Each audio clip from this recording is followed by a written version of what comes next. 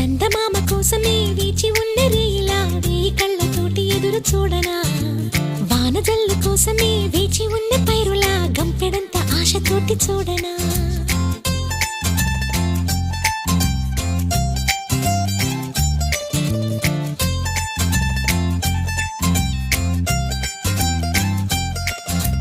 జోల పాట కోసం ఉయ్యాలలోన చంటి పాపలాగా, కోడి కూత కోసం